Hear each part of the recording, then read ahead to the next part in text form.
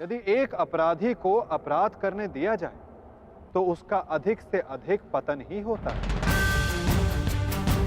उसे अधर्म से रोकने में ही करुणा है पार्थ। और ये आत्माएं मरेंगी नहीं, अधर्म से दूषित हुए शरीर का त्याग करेंगे।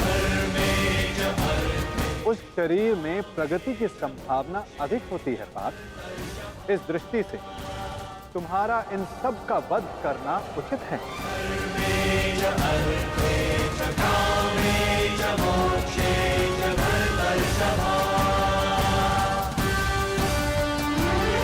मनुष्य का शरीर उसकी संपत्ति भी है और उसकी मर्यादा भी।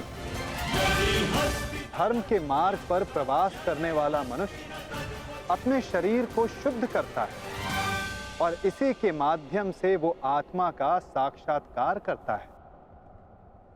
इसी को क्षेत्र क्षेत्रज्ञ संबंध कहा जाता है पार्थ।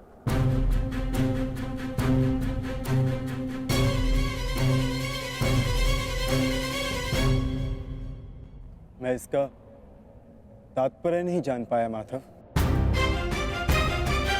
जब मनुष्य ये जान लेता है कि उसका शरीर एक भूमि का टुकड़ा है, अर्थात क्षेत्र है, और वो स्वयं उस भूमि के टुकड़े में रहने वाला, उस भूमि के भाग को जानने वाला, अर्थात क्षेत्रज्ञ है, तब वो शरीर के माध्यम से स्वयं की प्रगति साध पाता है।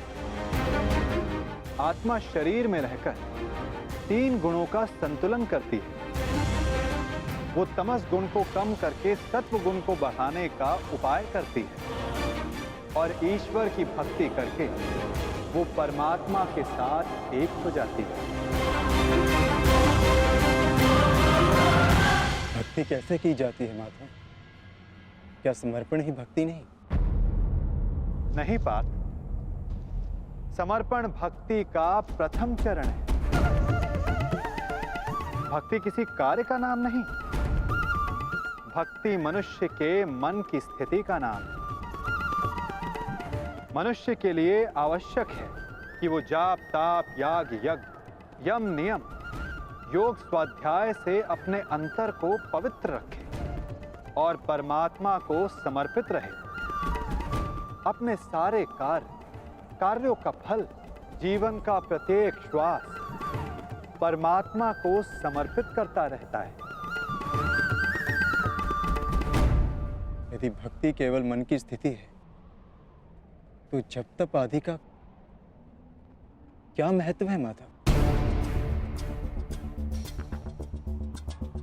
जिस प्रकार आज का धुला हुआ पात्र कल को मलिन हो जाता है, ठीक उसी प्रकार मनुष्य का मन परमात्मा की भक्ति से बार बार विमुख हो जाता है पार्थ।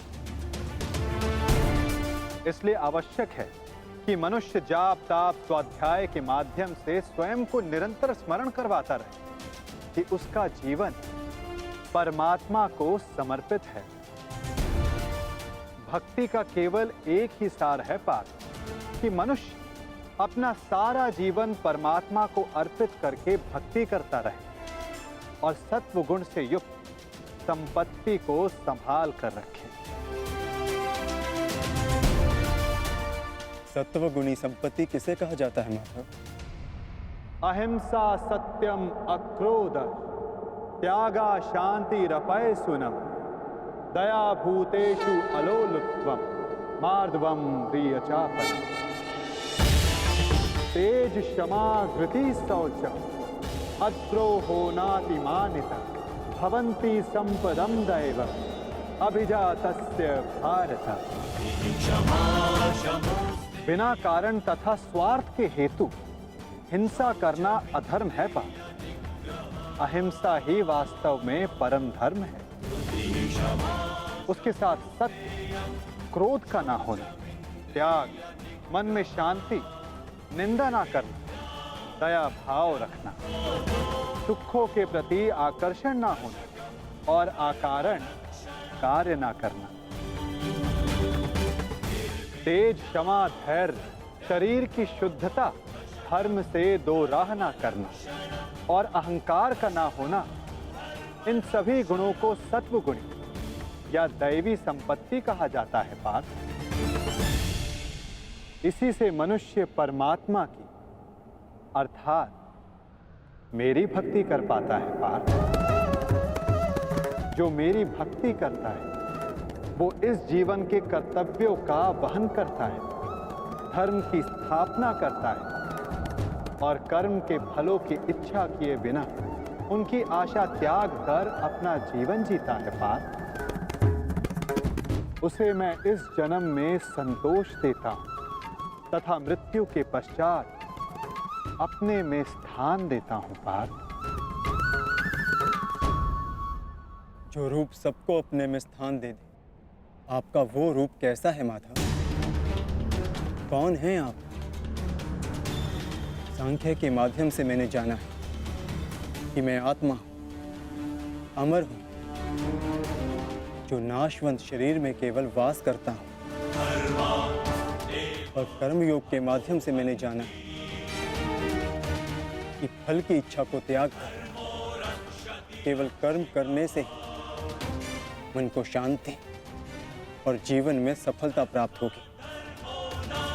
और भक्ति योग के माध्यम से मैंने आपके प्रति समर्पण का महत्व जाना है, किंतु आपके प्रति संपूर्ण श्रद्धा से समर्पित होने की इच्छा होते हुए मन से संशय नहीं जा रहा।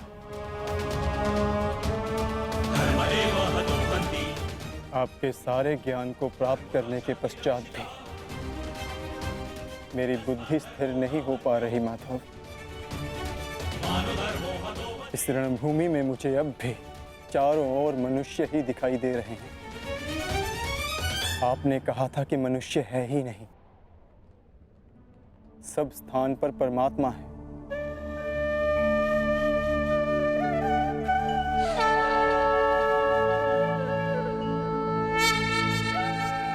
तो उस परमात्मा का रूप मुझे दिखाइए माधव,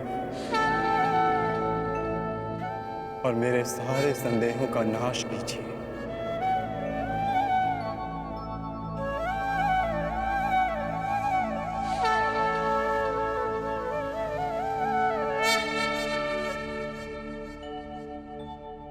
तो देखो पार्थ,